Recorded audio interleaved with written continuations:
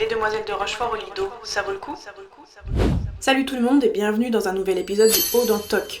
On se retrouve cette semaine avec un épisode pour la chronique spectacle. Et plus précisément, la comédie musicale Les Demoiselles de Rochefort, qu'on peut voir en ce moment au Lido. Quand vous entendez Lido, vous pensez peut-être cabaret. Mais depuis 2022, il est devenu un théâtre consacré à la comédie musicale, renommé d'abord Lido 2, à la fois pour signifier qu'il était la deuxième version de cette salle de spectacle et aussi pour dire Lido 2 Paris, et on l'appelle maintenant tout simplement le Théâtre du Lido. Donc pour cette production des Demoiselles de Rochefort, Lido oblige, on mise énormément sur le visuel. Costumes flamboyants, décors mobiles et chorégraphie millimétrée. L'énergie est constante et rappelle bien l'esprit festif du film de Jacques Demy. Ça donne un ensemble spectaculaire et le public en prend plein les yeux. Nous sommes deux sœurs jumelles, nées sous le signe des Gémeaux. Mi fa sol la mi ré mi fa sol sol sol ré do.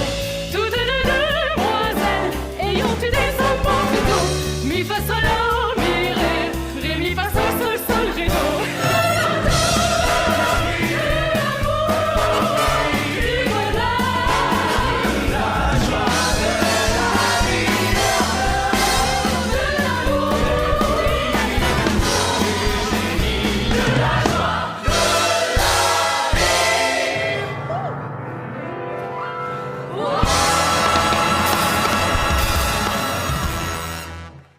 Mais vous le savez, dans le Haut dans Toc, on va plus loin que l'ensemble et on passe les moindres détails à la loupe.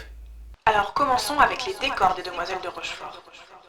Bon, les décors, même dans les détails, ils sont incroyables. Un rideau en fond de scène nous laisse voir l'orchestre en transparence, puis devient un élément de décor lorsqu'on projette dessus. La scène est modulable, une partie avance et recule, le café rentre dans le sol, et la maison de Delphine et Solange tourne sur elle-même pour laisser voir tour à tour le studio de danse de Delphine et la salle de musique de Solange. C'est beau, c'est grandiose, et surtout, tout sert le jeu. Delphine passe à travers la grille entre les deux pièces de la maison, Boubou grimpe sur le toit du café, mention spéciale pour la projection des lettres de Rochefort modélisées en structure métallique, projetées sur le fond pendant les intermèdes et l'entracte, qui m'a beaucoup plu. La danse. Les tableaux dansés sont de qualité et ressortent comme un point fort du spectacle dans de nombreuses critiques. La troupe du Lido excelle dans les chorégraphies avec une précision impressionnante. On retrouve une vraie dynamique hollywoodienne qui correspond bien à l'esprit du spectacle original. Mais personnellement, j'ai trouvé ça un peu lisse. Les chansons. Les chansons originales du film, composées par Michel Legrand, sont bien présentes et sont également un point fort du spectacle. Selon d'autres critiques, certaines chansons manquent un peu d'émotion ou de spontanéité, avec un côté un peu formaté, typique des grandes revues. Mais au contraire de la danse, personnellement, les chansons n'ont pas fait cet effet-là. J'ai trouvé les interprétations de Delphine et Solange très bonnes, tant sur le chant que sur le jeu. En revanche, je n'ai pas du tout aimé le personnage de Boubou. Il en fait beaucoup trop et surtout, il fait bien plus jeune que 15 ans. À mes yeux, le personnage de Simon Dame fait tache dans l'ensemble. Le comédien ne joue pas tout à fait sur le même registre que les autres. Il joue un comique qui m'a semblé un peu en décalage avec les autres. L'interprète de Maxence a une diction incroyable. On le croirait tout droit sorti des années 60 ou 70, avec une diction très mûre qui semble venir directement du film, et un visage très juvénile en contraste. Passons aux costumes. Les costumes sont très colorés et éclatants, fidèles à l'esthétique du film. Les costumes violets et blancs des garçons de l'ensemble sont très chouettes. Par contre, ceux des filles de l'ensemble... Une seule fille est en violet et blanc, et l'équilibre entre les deux couleurs, aussi bien que le type de vêtements qu'elle porte, pique les yeux. Les deux autres filles de l'ensemble ont des tenues entièrement pailletées, l'une dorée et l'autre argentée. Mais pourquoi ? On pourrait croire que c'est parce qu'elles sont là pour la kermesse et pour monter sur scène, mais pourtant, Étienne et Bill, les deux forains avec qui elles vont monter sur scène, sont aussi en violet et blanc. Les tenues de couleurs vives et monochromes des personnages principaux créent un univers visuel marquant, et vous allez le voir, elles ne sont pas choisies au hasard et servent l'histoire. Un bémol quand même, la tenue d'Andrew qui est du même violet lavande que les tenues de l'ensemble. Et pour finir, la mise en scène. Là où le bas blesse, c'est dans la narration.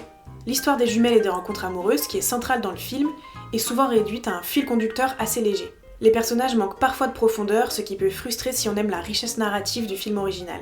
Les intermèdes de l'ensemble notamment ne sont pas très convaincants. Ils sont courts et creux.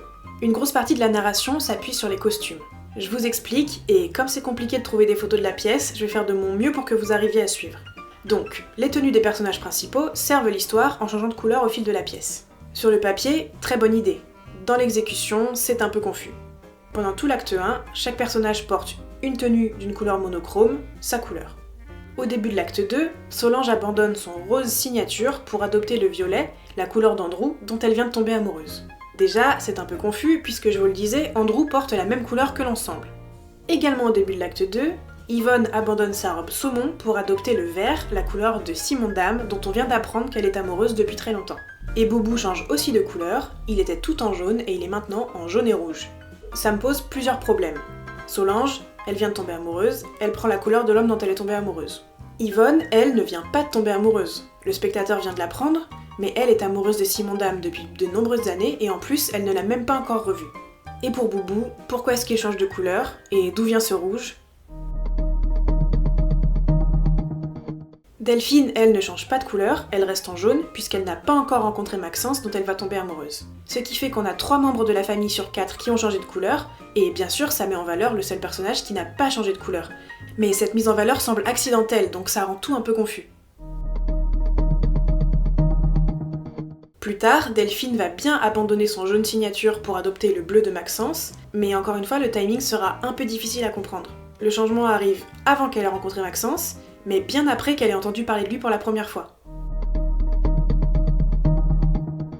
Et enfin, dernier changement qui ne fonctionne pas très bien, lorsque Solange abandonne son rose pour adopter le violet d'Andrew, une des filles de l'ensemble abandonne sa tenue à paillettes pour porter le rose de Solange. Sauf que cette fille de l'ensemble porte des chaussures dorées depuis le début de la pièce, et elle est la seule de tous les personnages à porter des chaussures dorées. Mais ça, je ne l'ai remarqué que quand elle a changé de tenue. Donc j'ai cru qu'elle avait sur ses vêtements le rose de Solange et le jaune de Delphine. Et je ne comprenais pas pourquoi, parce que Solange avait perdu sa couleur, la fille de l'ensemble la récupère, mais Delphine avait encore sa couleur du début, donc pourquoi la fille de l'ensemble l'aurait récupérée ? Donc le choix des chaussures dorées n'était peut-être pas très judicieux. Bref, j'ai beaucoup aimé l'idée au début, mais après la réalisation m'a perdu. À la fin du spectacle, tous les personnages passent en blanc et on comprend que ça va être le dénouement. Cette adoption générale de la couleur blanche m'a un peu réconciliée avec ces changements de couleur, parce que avant ça, c'était toutes les femmes qui perdaient leur couleur signature pour adopter la couleur de l'homme qu'elles aimaient. Voyez où je veux en venir ? La symbolique ne m'a plu qu'à moitié. Conclusion.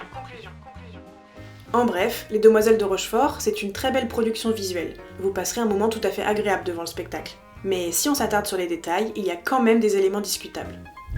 Et vous avez déjà vu le spectacle ? Vous comptez le voir ? Partagez-moi vos avis en commentaire, j'ai hâte de savoir si vous pensez comme moi ou pas du tout. Et abonnez-vous si vous voulez voir plus de critiques de spectacle. À bientôt dans un nouvel épisode du Haut d'Antoc.